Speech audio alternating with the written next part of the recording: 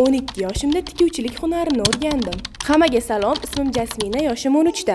O'tgan yil yozgi ta'tilda men Havas xalqaro musiqa va san'at maktabining liboslar dizaynerligi yo'nalishida o'qidim. Mana bu yerda kulib turgan bo'lsam ham juda ham hayajonlanayotgan edim, chunki birinchi marta mashinkada o'zimni birinchi ishimni tikayotgan edim.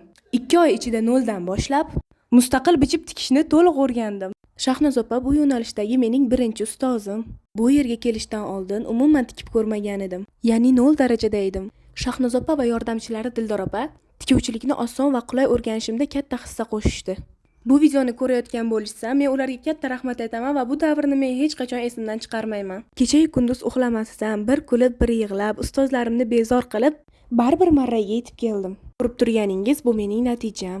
Endi men orzularimdagi liboslarni o'z qo'llarim bilan tika olaman. Ularga xohlaganimday ishlov bera olaman. Hali o'rganadiganlarim juda ham ko'p. 2 oy ichida tikib o'rganganlarim natijasi sizga yoqdimi? Kommentariyalarda fikringizni kutib qolaman. Har kunlik ishlarim va kunlik videolarimni sizlar bilan bo'lishib boraman. Profilimga obuna bo'lib, yurakchani bosib qo'yish esingizdan chiqmasin. Har bitta yurakcha men uchun bitta ishonch.